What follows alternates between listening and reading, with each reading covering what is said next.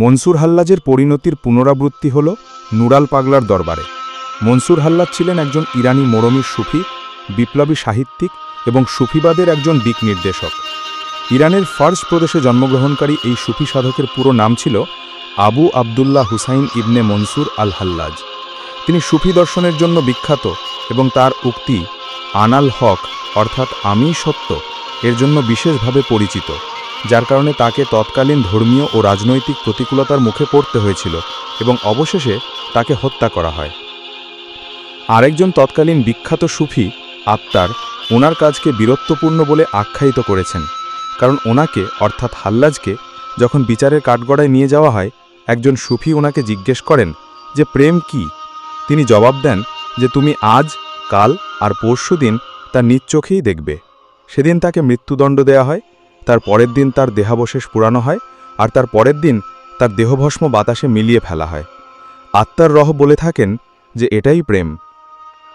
যখন ওনার পা কেটে ফেলা হয়, তখন তিনি বলেন যে এই পা দিয়ে আমি দুনিয়াতে চলাফেরা করতাম, এখন তো জান্নাত মাত্র এক কদম দূরে, পারলে সেই পা কাটো। আর যখন হাত কেটে ফেলা হয়, তখন তিনি সেই কাঁটা বাহুর রক্ত মুখে মেখে নেন। কেন এমন করলেন জিজ্ঞেস করলে উনি জবাব দেন যে আমার শরীর থেকে অনেক রক্তপাত হয়েছে, তাই আমার মুখ হলুদে দেখাচ্ছে।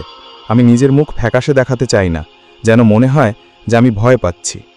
এদিকে বাংলাদেশ মনসুর হাল্লাজের মৃত্যুর দীর্ঘ ৫১০ বছর পরে এসে মনসুর হাল্লাজের পরিণতির অবস্থা অনুধাবন করেছেন বাংলাদেশের জনগণ।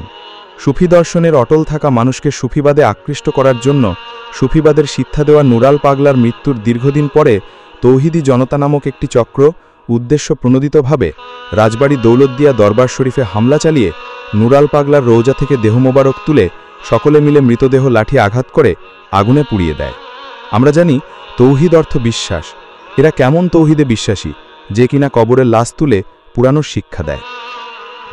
আল্লাহ রব্বুল আলামিনের দরবারে সঠিক পথে চলার তৌফিক দান করুক, আমিন সুম্মা আমিন। বেহুরমতি সাইয়্যিদুল মুরসালিন। কলম